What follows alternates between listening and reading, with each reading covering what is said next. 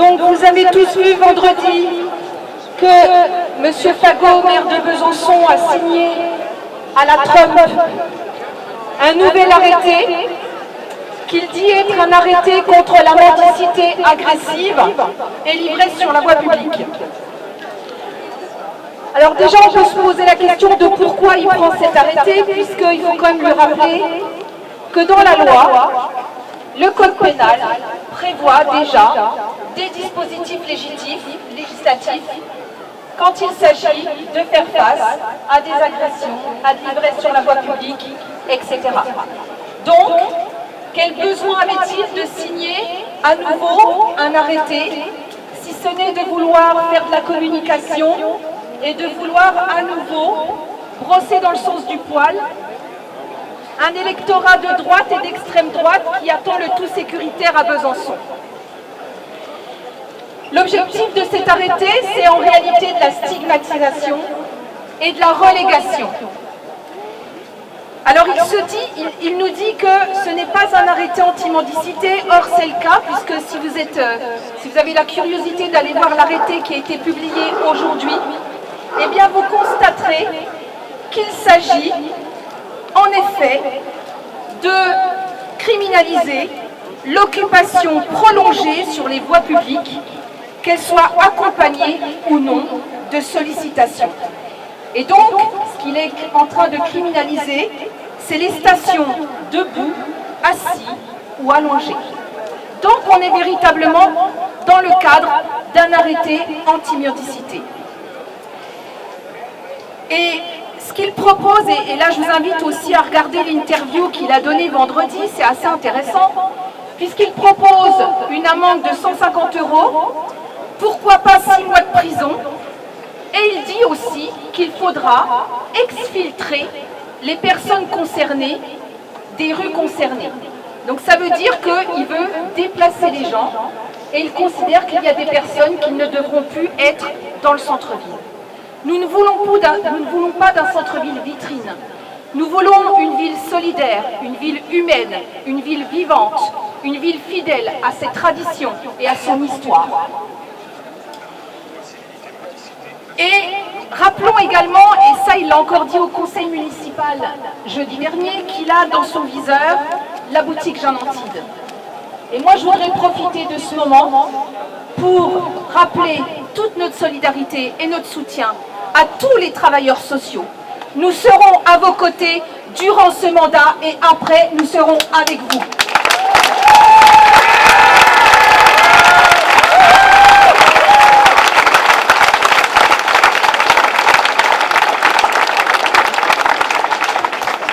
Et puis je pense que c'est important de rappeler, parce que ça aussi M. Fagot il nous le dit, on a gagné et donc du coup on a été élus pour mener ce programme. On a les bisontins et les bisontines, c'est ce qu'ils veulent. Je pense que c'est important de lui rappeler qu'il n'est pas le maire d'un camp, qu'il est le maire de tous les bisontins et de tous les bisontines. Et que oui, il y a 21 000 personnes qui ont voté pour lui, mais il y en a également 19 000 qui n'ont pas voté pour lui. Et je pense que c'est important qu'ils nous entendent.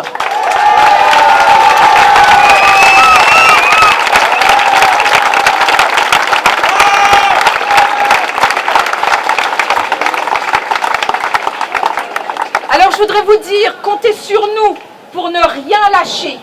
Comptez sur nous pour batailler pied à pied au conseil municipal, même s'il essaie de nous bâillonner ou nous aussi de nous criminaliser, puisque dans le prochain règlement intérieur du conseil municipal, il veut créer un trouble à la séance et donc il veut pouvoir blâmer les conseillers municipaux qui feront des troubles à la séance. Eh bien, il ne nous fera pas taire.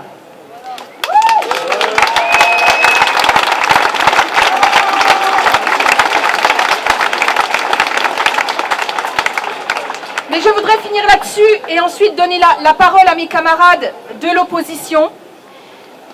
Je pense qu'il est important que la résistance qu'on doit mener pour que notre ville ne soit pas défigurée, elle va se jouer au conseil municipal, elle va se jouer au conseil communautaire, mais elle va se jouer aussi avec vous. Et c'est pour ça que ça fait vraiment du bien de vous voir avec nous ce soir.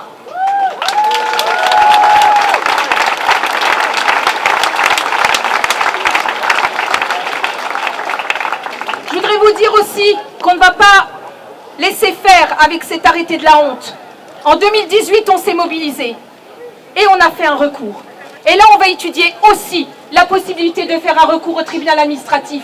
Parce que le 5 mars dernier, le Conseil de l'Europe a rappelé l'atteinte aux droits fondamentaux des arrêtés anti-mendicité. Donc oui, on va consulter des juristes. Et oui, s'il le faut, on fera un recours. Mais on a besoin de votre mobilisation et on va, dans les prochains jours, lancer une pétition citoyenne parce que c'est l'affaire de tous les Bisontins et de toutes les Bisontines. Merci à vous.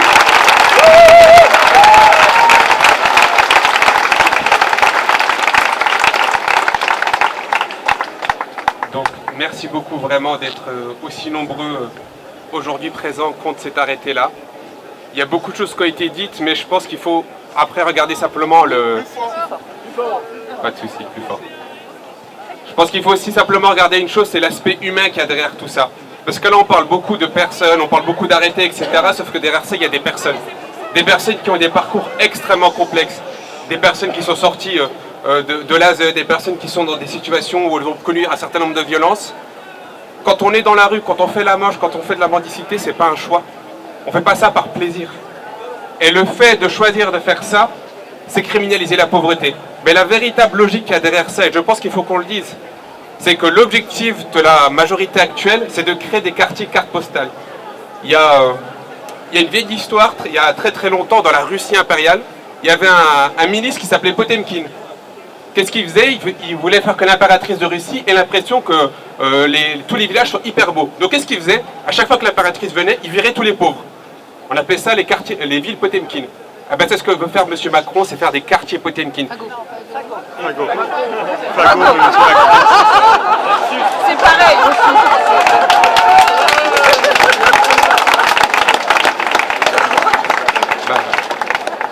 Ils sont interchangeables des fois sur certains aspects, il n'y a pas de souci. J'aurais pu dire Retailleau, j'aurais pu dire Darmanin, j'aurais pu dire Le Pen, j'aurais pu dire Zemmour, enfin voilà, j'aurais pu dire beaucoup de monde. Donc c'est ça leur objectif, c'est créer des quartiers cartes postales. C'est enlever ce qui fait la force d'un certain nombre de quartiers. Et donc, comme ça a été dit par Séverine auparavant, on ne va pas se laisser faire. On va donc probablement un recours et une pétition, mais surtout, et c'est ça le plus important, parce que au conseil municipal, on est 13 élus d'opposition, en face ils sont 42. Ce qui compte et ce qui fait poids, c'est que vous, les populations de Besançon, vous vous mobilisez, vous montrez que vous n'êtes pas d'accord avec ça. C'est ça qui va changer les choses. Si vous attendez que nous on fasse quelque chose tout seul, on ne va pas y arriver. On ne va pas y arriver. Donc il faut que vous vous mobilisiez, il faut signer les pétitions, il faut montrer que vous êtes en désaccord avec ça. Le fait que vous soyez là, c'est une première étape, mais c'est que la première étape. Il y a une possibilité de les faire reculer. Dans plein de villes, on a réussi à faire reculer les arrêtés anti-mendicité. Si on se mobilise, on va réussir à le faire reculer.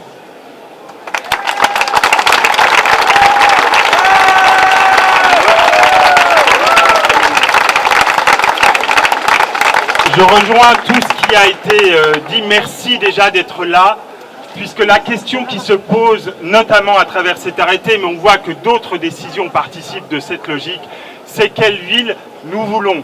Voulons-nous une ville qui, sous prétexte de vouloir avoir des paysages de cartes postales ou de nettoyer, une ville qui, au final, exclut les plus pauvres?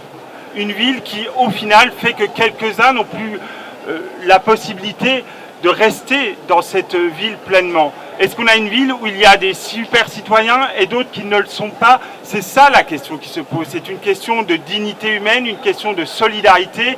Et moi, je suis satisfait de voir que nous sommes ici, l'ensemble des groupes de la minorité municipale réunis sur cet objectif de dire ça ne passera pas, ces mesures ne passeront pas. Et merci aussi d'être là, rassemblés dans toutes vos diversités. Les humanistes que nous sommes doivent se lever à chaque fois qu'une mesure est mise en place contre la nature même de ce qui doit faire notre solidarité. Et ici, c'est un des exemples les plus flagrants. Retirer les plus pauvres, ce n'est pas combattre la pauvreté. Nous voulons combattre les maux de cette société, renforcer. Et nous serons toujours aux côtés des travailleurs sociaux et de l'ensemble des structures qui renforcent le soin apporté à toutes celles et ceux qui se retrouvent à un moment donné dans des brisures de vie, dans des parcours qui les amènent à la rue, dans des parcours qui les amènent à être dans les addictions, dans des parcours qui les amènent à être à un moment donné dans une marge de la société. Eh bien pour nous, ce sont les citoyens prioritaires de l'action publique et c'est ce que nous défendons.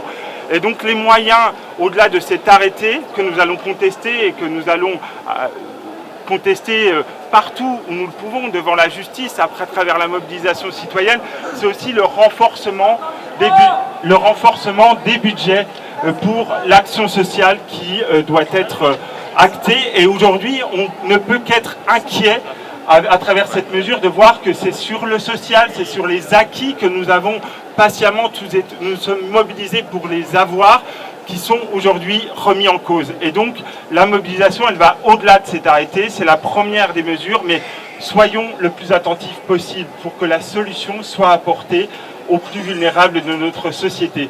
Il y a des problèmes, mais ce n'est pas en excluant les uns ou les autres que l'on réussit à rassembler au final l'ensemble d'une ville. Et l'objectif, c'est que cette ville de Besançon reste le plus rassemblée possible autour de son histoire, de son héritage social. Et donc, nous ne laisserons pas faire cet arrêté qui est honteux, nous ne laisserons pas faire toutes les mesures qui viennent remettre en cause la nature même de nos engagements citoyens, à savoir la solidarité et l'entraide. C'est cela qui se joue et nous serons toutes et tous mobilisés. Merci d'être là, c'est qu'une étape vers des mobilisations beaucoup plus grandes. Merci encore. On y va, on lâche rien et on lâchera jamais rien.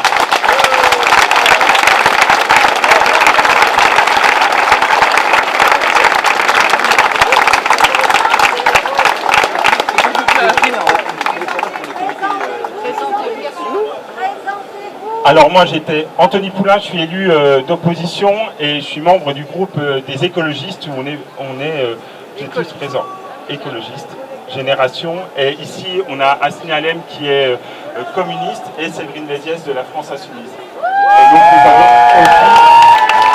donc nous avons aussi des collègues socialistes qui sont présents dans cette mobilisation. Je m'appelle Aline Guillain, je suis éducatrice de prévention.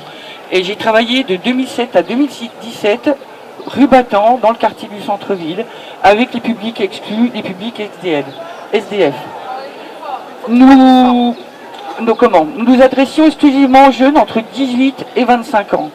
Ça a été pour moi, dans mon parcours d'éducatrice, les 10 plus belles années de ma vie. Parce que j'ai rencontré des personnes extraordinaires. On ne tombe pas à la rue comme pour rien. On ne tombe pas à la rue. C'est majoritairement des Byzantins qui, bien sûr, ont eu des parcours difficiles, teintés de violence, de maltraitance, d'inceste et d'autres. C'est des jeunes qui ont été placés à l'aide sociale à l'enfance, mais il faut savoir maintenant qu'à 18 ans, les foyers les mettent à la porte le jour même de leurs 18 ans. Donc ils se retrouvent, quand il n'y a pas de soutien familial, dehors. Il y a bien sûr à Besançon des dispositifs d'hébergement, des dispositifs d'accueil, mais qui sont largement sous-dimensionnés par rapport aux besoins. Il faut leur dire. Alors moi, voilà, c'est des Byzantins, comme nous, dont leurs parcours de vie ont été marqués par la maltraitance depuis leur plus jeune âge. Alors on fait quoi, monsieur Fagot? La prison, l'euthanasie, la déportation? On ne choisit pas la rue. On y tombe. On ne choisit pas l'alcool. On s'anesthésie. On se suicide à petit feu. La rue Champeron est leur seul foyer, la Manche leur seul moyen de survivre, et leur chien leur seul ami. Je rappelle qu'en dessous de 25 ans, on n'a pas le droit au RSA. Et même les plus âgés ont souvent perdu leurs papiers, égaré, volé leur sac et tout ça. Et que même pour accéder aux aides, c'est compliqué pour eux. Alors tous ces gens qui sont là ne sont pas obligatoirement des gens qui sont des feignants. Je vais vous donner un exemple. J'avais un jeune couple, 18 ans, il voulait retrouver du boulot, dormir sous tente. Comment on fait pour se lever? La boutique n'est pas ouverte, pour avoir une douche, pour être propre, pour aller au centre de formation. Il l'a fait. Quand on leur donne le moyen, il y a des jeunes qui le font. Après, on ne se reconstruit pas. Après être cassé comme ça, on ne se reconstruit pas en 6 mois. Il faut des années pour reprendre confiance en soi, pour faire des petites des expériences. Petit pas par petit pas, on se retourne et on voit le chemin qu'on a fait. Mais c'est possible. À cette époque-là, on a mis en place un dispositif d'hébergement d'abord destiné pour les jeunes. Et quand on s'y prend à 18 ans, quand ils arrivent dans la rue, avant qu'ils soient trop enquistés dans les dépendances, dans la drogue, dans l'alcool, il y a moyen de faire des choses. c'est possible. Il y en a plein qui s'en sont sortis et j'en ai les preuves. Voilà, c'est ce que je veux dire. Alors, Besançon pour moi est une ville de solidarité. Il faut que ça continue.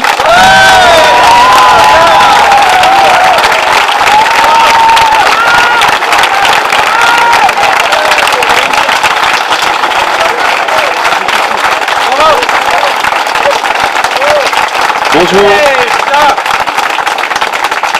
Bonjour, donc nous c'est le NPA l'anticapitaliste. Donc sans surprise, Ludovic Fagot, quelques semaines après son élection, s'attaque aux plus pauvres et fait voter un arrêté anti-mendicité et contre l'alcoolisation sur la voie publique, ciblant les secteurs de centre-ville, Battant, Champron et Château-Farine. On ne reviendra même pas sur les arguments fallacieux ayant mené à ce vote. On n'est pas dupe de la volonté de rendre la pauvreté invisible et de transformer ces quartiers en vitrines aseptisées destinées aux consommateurs, aux touristes et aux riches. Ça a déjà été dit. La politique de Ludovic Fagot est donc une politique d'exclusion des pauvres par et pour la bourgeoisie locale. Les secteurs visés n'ont pas été choisis au hasard, puisque à l'heure où les commerçants sont de plus en plus virulents envers les personnes faisant la manche, ces lieux représentaient les quelques derniers espaces où les personnes sans ressources pouvaient solliciter la solidarité des passants et des passantes. Où iront-ils désormais ? La question se pose d'autant plus que ces lieux sont maillés par les professionnels du social, du médico-social et du secteur associatif, qu'on entendra juste après. Comment accompagner des personnes que la majorité actuelle veut rendre invisibles et isoler encore davantage ? Depuis l'élection de Fagot, les acteurs sociaux alertent sur une plus grande présence policière et on a déjà vu la volonté de faire disparaître ou de fragiliser les acteurs du social et du médico-social par Ludovic Fagot, s'attaquer à la boutique Jeanne Antide et on voit les budgets qui se réduisent comme peau de chagrin d'année en année pour toutes ces structures qui accompagnent les personnes les plus fragiles. Déjà, quand il siégeait au conseil départemental, c'était les budgets de la PREV, de la prévention spécialisée, qui avaient été violemment diminués. Lors de l'épisode des incendies de la rue Durer à Planoise, loin de mettre en place une solution à partir des différents acteurs du quartier, Fagot a envoyé des hordes de policiers procéder à des arrestations. C'est là son seul levier stérile, la répression. Donc le comité de Besançon du NPA réaffirme qu'aucune réponse répressive ne réglera les difficultés sociales, les addictions ou la grande précarité, et que face à la pauvreté, il faut des mesures sociales, il faut une politique du logement social, il faut, on le demande encore et encore, la réquisition des logements vacants, davantage de services publics, davantage de prévention et de moyens pour les services de solidarité. Il est nécessaire de soutenir les luttes des professionnels du secteur, il est nécessaire de soutenir les personnes les plus précaires et les plus fragiles dans nos villes.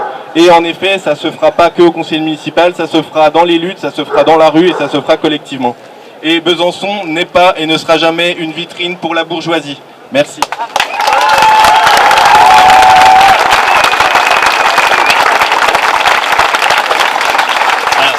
Vous m'entendez bien ? Oui. Bonjour à tous, à toutes. Donc moi c'est Pierre, éducateur également, comme Aline. On va faire un deuxième cri du cœur. Moi je suis là pour porter la voix du comité de lutte médico-sociale. On a un ensemble... Tu mets là. Ok, très bien. Donc on a un ensemble de travailleurs sociaux qui sont réunis en comité pour un peu parler de nos problématiques, s'organiser.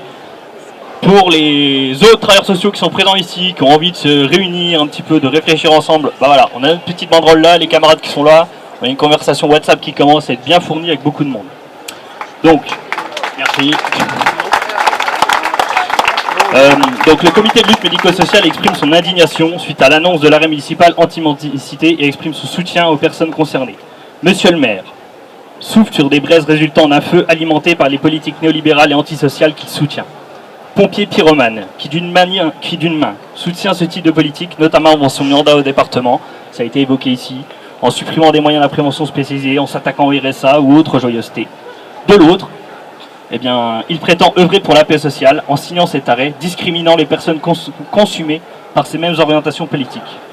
C'est loin d'être la première fois qu'il discrimine les personnes précarisées. Nous avons pu l'observer, monsieur le maire Fagot, avant les élections, relayait sur son compte Facebook des posts où des personnes en détresse sociale étaient filmées à leur insu dans la rue, dans le but de les pointer du doigt et de servir sa future campagne.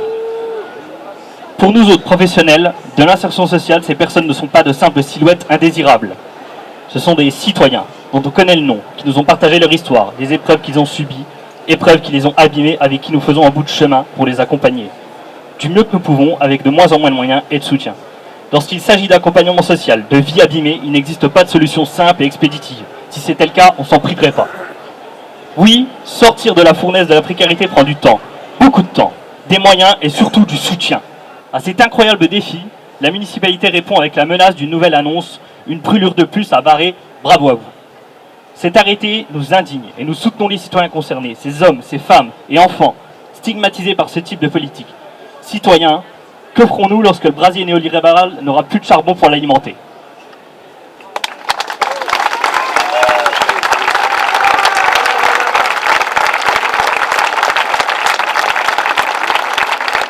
Je voulais juste ajouter quelque chose, puisque tout à l'heure il a été évoqué le fait que cette mesure était votée. Et ça participe à l'indignation que nous avons. Au dernier conseil municipal, il a été question du quartier battant, notamment pendant de longues minutes. Jamais, monsieur le maire, droit dans les yeux, ne nous a regardé en disant « je vais prendre cette mesure et je vais l'assumer ». Il a préféré le faire dans son bureau, devant les caméras, à la Trump, comme ça a été dit tout à l'heure, plutôt que d'assumer les conséquences et le souhait réel de sa politique. C'est cela aussi la méthode Fago, et c'est cela aussi que nous dénonçons aujourd'hui à travers cette mobilisation.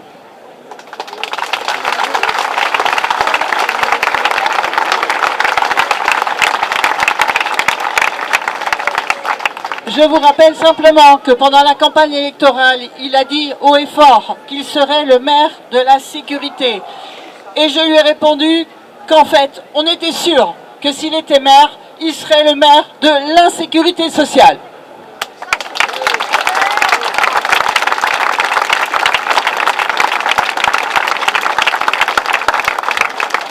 Je pense qu'il y a un élément sur lequel il faut qu'on insiste véritablement fortement, ça a été dit, mais il faut le redire de manière forte et claire. Monsieur la maire, donc Monsieur Fago, qui est actuellement maire de Besançon, est aussi vice-président du conseil départemental en même temps. Il fait des journées 36 heures, je ne sais pas comment il fait. Et il est vice-président du conseil départemental chargé des questions sociales. D'accord ? Chargé des questions sociales. Donc qui est chargé de régler ces problématiques-là? Qui est chargé de les régler à la racine? Monsieur Fago. Qui dit c'est le bordel, je vais mettre un arrêté en mendicité pour virer les pauvres? C'est qui? C'est Monsieur Fago. Donc on a en face de nous un pompier pyromane qui a passé son temps, depuis qu'il a eu ce mandat-là en 2021, à réduire les moyens, ça a été dit, à la prévention spécialisée. On peut prendre les exemples qui sont là, mais je pourrais vous prendre des exemples dans un certain nombre de quartiers populaires, où il a fait qu'il n'y a plus d'éducateurs spécialisés, il n'y a plus d'éducateurs qui permettent d'encadrer les jeunes. Ces jeunes qui ne sont pas encadrés, où est-ce qu'ils vont terminer ces jeunes qui ne sont pas encadrés? Ils vont terminer, comme ce qu'a dit Aline, dans des situations extrêmement complexes, où ils seront dans la rue après, il va dire « Oh ben, dis donc !» Il y a des gens qui sont dans la rue, c'est extrêmement compliqué. Mais qui est responsable de ça? Qui est le premier fautif? Qui est le premier coupable? C'est lui, c'est sa politique, c'est la politique qui est menée depuis des décennies et des décennies. Cette politique-là, elle a des conséquences. Et ces conséquences, quelles sont là? On les subit, nous, sur le terrain. Mais surtout, je pense à ces personnes-là qui les subissent et qui sont dans une situation extrême. Donc, Monsieur Fago, c'est le pompier pyromane total et absolu par rapport à ça.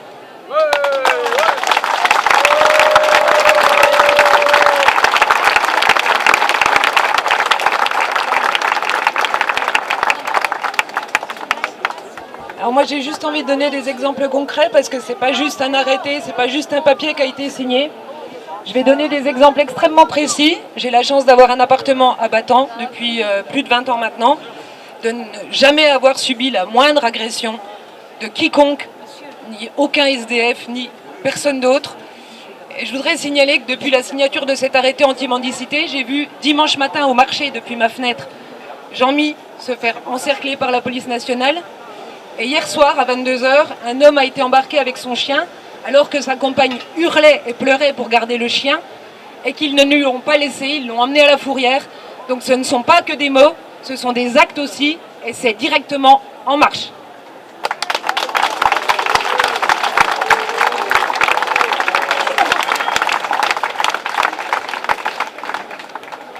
On va tous mendier, on va tout reverser aux mendiants. Ouais!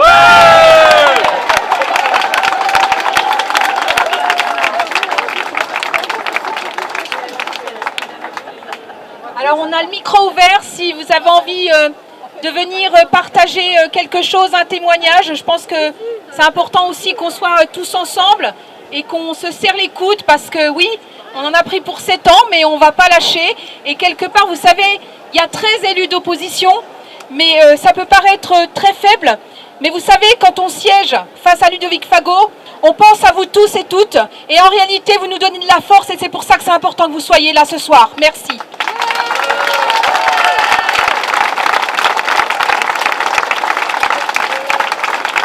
Bonsoir à toutes et à tous, je m'appelle Ahmed Polat, je suis responsable du Parti Socialiste Local. Moi j'ai commencé le militantisme avec des amis. On s'est réunis autour d'une table, on a fait des sandwichs et on allait les distribuer au SDF. Parce que c'était notre conception de la vie. Nous, notre vie, ce qu'on veut, ce qu'on souhaite pour notre ville, c'est la solidarité. Alors la solidarité, elle est politique. Et j'aimerais remercier Sylvie Vanlin qui est juste là, qui a géré le CCAS pendant ces dernières années. Mais aussi tous les élus de gauche qui ont fait en sorte que cette ville soit uniquement solidaire. Solidaire, les amis. Parce que Ludovic Fago, en réalité, c'est quelqu'un de revanchard. C'est quelqu'un qui a perdu pendant très longtemps. C'est quelqu'un qui a pris le pouvoir parce que c'était longtemps à gauche et il veut changer cette ville. Il veut la redessiner autrement. Alors mes amis, on va se mobiliser. On va signer des pétitions. On va en parler à nos amis. On va en parler à nos familles. On va faire des mobilisations plus grandes. On va faire des mobilisations plus populaires. Mais en tout cas, les amis, on ne lâchera rien et on lâchera rien devant Ludovic Fago. Merci.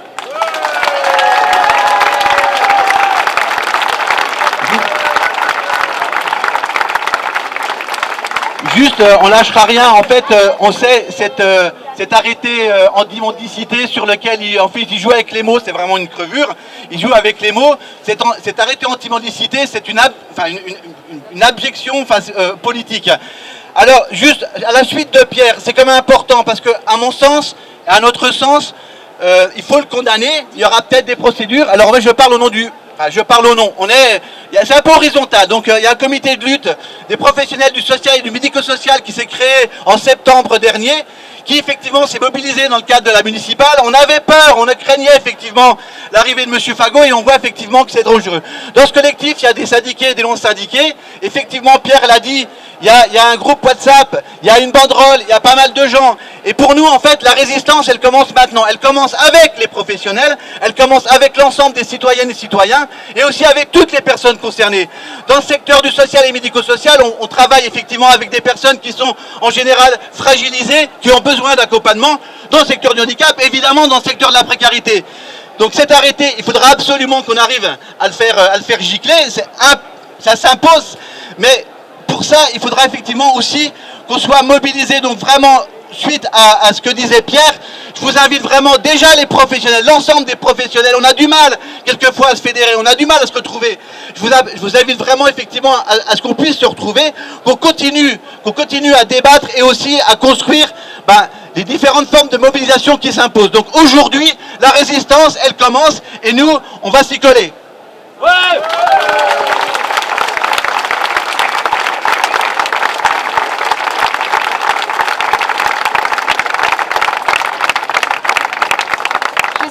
Encore quelqu'un qui a envie de prendre la parole, dire un mot? Viens.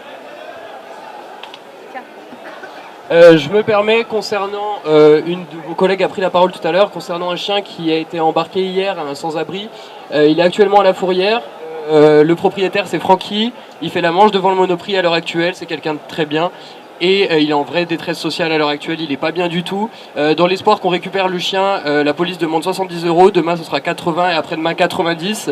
On a déjà eu 50 € à l'heure actuelle, j'ai fait une petite cagnotte sur Instagram. Si jamais vous voulez l'aider en lui donnant, il est actuellement devant le Monop, il fait de la guitare. Voilà.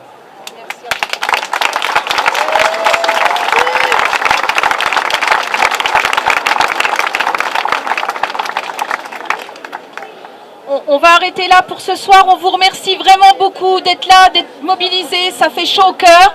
Restez connectés. On vous tiendra au courant. Allez soutenir également le comité de lutte du médico-social. Ils ont besoin de notre soutien. Et c'est tous ensemble qu'il va falloir mener la bataille. Les élus, les professionnels, les bisontins, les bisontines. Et ça ne va pas s'arrêter là. Donc restez connectés. Merci.